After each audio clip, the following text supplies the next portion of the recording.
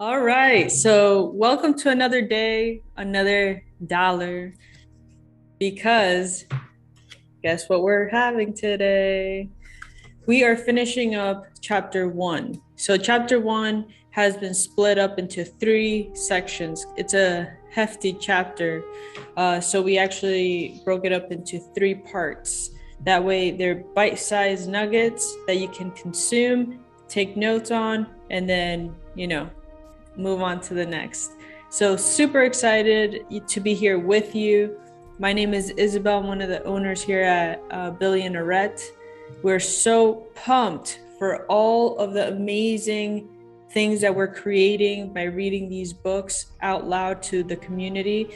But inside the Billionarette inner circle, it's amazing what's been happening. People are giving their feedback. People are really engaging with these books because not only has it transformed their lives maybe years ago, because this is not something that just came out, but is actually something that's really relevant today. And especially during these times, we want to make sure that we're financially educated and very, very well aware of what's happening in the world. So this is such a timeless book. That's why we chose it as the first financial freedom book to read within our inner circle. And I'm so happy that you're here to join us. Make sure to like this video, make sure to subscribe if you haven't subscribed, and set the alerts. We will be doing an AM and a PM video, so you make sure that you get all the goods. So on the AM, you're getting financial literacy, and in the PM, you're getting personal freedom. Here at Billionarette, our vision is to impact the lives of 4 billion souls to achieve personal and financial freedom. So this is what we're doing. It's through the power of books and the community, so we can all grow together, and not only grow together, but actually have the information stick. So without further ado, let's dive right into it. We're going to finish chapter 1. This is part 3 of 3. Right where we left off. Okay. We left off with Rich Dad pretty much saying, I've been a little cruel today, said Rich Dad, but I want you to always remember this talk. I want you to always think of Mrs. Martin, and I always want you to remember that donkey. Never forget the fear and desire can lead you into life's biggest trap if you're not aware of them controlling your thinking. To spend your life living in fear, never exploring your dreams, is cruel. To work hard for money, thinking that it will buy you things that will make you happy, is also very cruel. To wake up in the middle of the night terrified about paying bills is a horrible way to live. To live a life dictated by the size of a paycheck is not really living a life. Thinking that a job makes you secure is lying to yourself. That's cruel, and that's the trap I want you to avoid. I've seen how money runs people's lives. Don't let that happen to you. Please don't let money ruin your life. A softball rolled under our table. Rich Dad picked it up and threw it back. So what does ignorance have to do with greed and fear? I asked. Because it is ignorance about money that causes so much greed and fear, said Rich Dad. Let me give you some examples. A doctor, wanting more money to provide for his family, raises his fees. By raising his fees, it makes healthcare more expensive for everyone. It hurts the poor people the most, so they have the worst health than those with money. Because the doctors raise their fees, the attorneys raise their fees. Because the attorneys raise their fees, school teachers also want to raise their fees, which raises our taxes, and on and on and on. Soon, there will be so much of a horrifying gap between the rich and the poor that the chaos will break out into another great civilization collapsing. History proves that great civilizations collapse when the gap between the haves and have-nots is too great. Sadly, America is on that same course because we haven't learned from history. We only memorize historical dates and names, not the lesson. That was a good one. We only memorize historical dates and names, not the lesson. Aren't prices supposed to go up, I asked?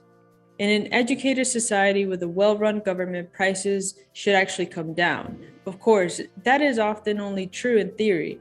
Prices go up of greed and fear caused by ignorance. If schools taught people about money, there would be more money and lower prices. But schools focus only on teaching people to work for money, not how to harness money's power. But don't we have business schools? Mike asked. And haven't you encouraged me to go for my MBA? Yes, said Rich Dad. But all too often, business schools train employees to become sophisticated bean counters. Heaven forbid a bean counter takes over a business. All they do is look at numbers, fire people, and kill the business. I know this because I hire bean counters. All they think about is cutting costs and raising prices, which cause more problems. Bean counting is important. I wish more people knew about it, but it's not the whole picture. Added Rich Dad angrily. So he's so right. It's not the big picture. Don't be a bean counter, you know? So there is an answer, said Mike, asking. Yes, said Rich Dad. Learn to use your emotions to think, not to think with your emotions. When you boys mastered your emotions by agreeing to work for free, I knew there was hope. When you again resisted your emotions when I tempted you with more money, you were again learning to think in spite of being emotionally charged. That's the first step. Why is that step so important, I asked? Well, that's up to you to find out. If you want to learn, I'll take you boys into the briar patch, a place almost everyone else avoids. If you go with me, you'll let go of the idea of working for money and instead learn how to have money work for you. And what will we get if we go with you? What if we agree to learn from you? What will we get? I asked. The same thing Brer Rabbit got, said Rich Dad, referring to the classic children's story. Is there a briar patch? I asked. Yes, said Rich Dad. The briar patch is our fear and our greed. Confronting fear, weaknesses, and neediness by choosing our own thoughts is the way out. Choosing our thoughts? Mike asked, puzzled. Yes. Choosing what we think rather than acting on our emotions. Instead of getting up and going to work because not having the money to pay our bills is scaring us, you should ask yourself, is working harder at this the best solution to this problem? Most people are too afraid to rationally think things through and instead run out the door to a job they hate. The tar baby is in control. That's what I mean by choosing your thoughts. That is so powerful. Right here.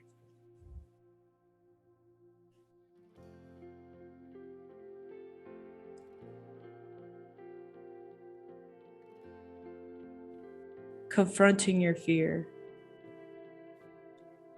weaknesses, and neediness by choosing your own thoughts is the way out. The way out of the trap, if you're wondering, because that's how Rich Dad puts it, you know?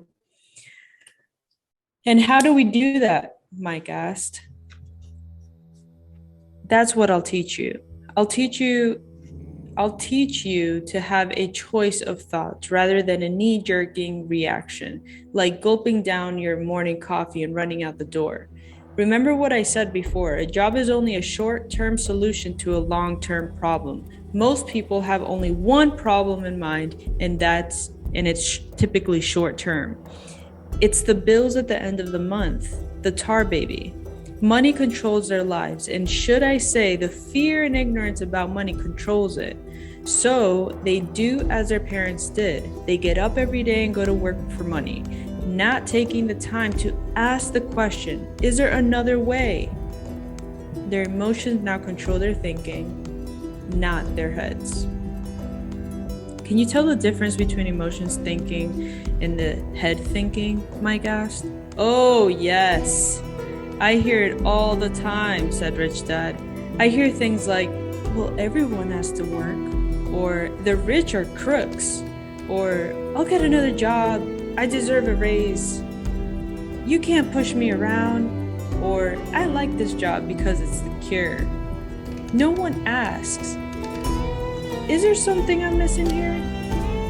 Which would break through the emotional thought and give you time to think clearly. As we headed back to the store, Rich Dad explained that the rich really did make money. They did not work for it. He went on to explain that when Mike and I were casting 5-cent pieces out of lead, thinking we were making money, we were very close to thinking the way the rich think.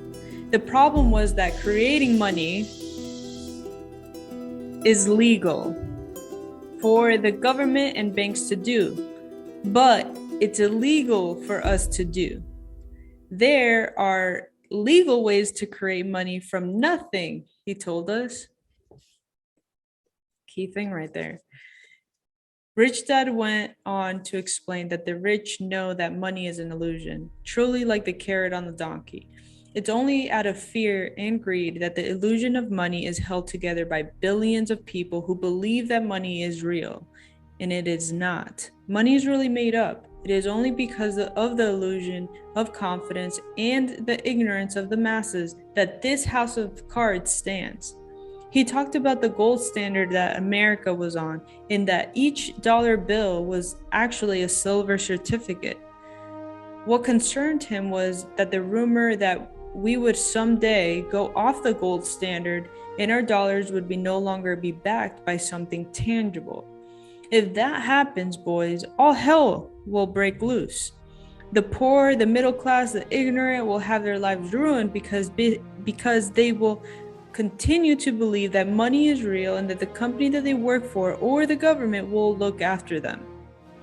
We really did not understand what he was saying that day, but over the years it made more and more sense. Dang, it's so relevant today, and I feel like this book is literally way beyond its days, and it's kind of like history replaying itself. I mean, the US just printed like trillions of dollars, so wow. Seeing what others miss. As he climbed into his pickup truck outside his convenience store, Rich Dad said, "Keep working, boys, but the sooner you forget about needing a paycheck, the easier your adult life will be. Keep using your brain, work for free, and soon your mind will show you ways of making money far beyond what I could ever pay you. You will see things that other people never see. Most people never see these opportunities because they're looking for money and security, so that's what they'll get. The moment you see one opportunity, you'll see them for the rest of your life. The moment you do that, I'll teach you something else. Learn this, and you'll avoid one of life's biggest traps." Mike and I picked up our things from the store and waved goodbye to Mrs. Martin. We went back to the park to the same picnic bench and spent several more hours thinking and talking. We spent the next week at school thinking and talking too. For 2 more weeks, we kept thinking and talking and working for free. At the end of the second Saturday, I was again saying goodbye to Mrs. Martin, looking at the comic book stand with a longing gaze. The hard thing about not even getting 30 cents every Saturday was that I didn't have enough money to buy comic books. Suddenly, as Mrs. Martin said goodbye to Mike and me, I saw her do something I'd never seen her do before. Mrs. Martin was cutting the front page of the comic book in half. She kept the top half of the comic book cover and threw the rest of the book into a large cardboard box. When I asked her what she did with the comic books, she said, "I throw them away. I give the top half of the cover back to the comic book distributor for credit when he brings in the new comics. He's coming in an hour." Mike and I waited for an hour. Soon, the distributor arrived, and I asked him if we could have the comic books. To my delight, he said, "You can have them if you work for this store and do not resell them." Remember our old business partnership? Well, Mike and I revived it. Using a spare room in Mike's basement, we began piling hundreds of comic books in that room. Soon, our comic book library was open to the public. We hired Mike's younger sister, who loved to study, to be the head librarian. She charged each child 10-cent admission to the library, which was open from 2:30 p.m. to 4:30 p.m. every day after school. The customers, the children of the neighborhood, could read as many comics as they wanted in 2 hours. It was a bargain for them since a comic cost 10 cents each, and they could read 5 or 6 in 2 hours. Mike's sister would check the kids as they left to make sure they weren't borrowing any comic books. She also kept the books, logging in how many kids showed up every day, how they were, and any comments they might have. Mike and I averaged $9.50 per week over a 3-month period. We paid his sister $1 a week and allowed her to read the comics for free, which she rarely did since she was always studying. Mike and I kept our agreement by working in the store every Saturday and collecting all the comic books from the different stores.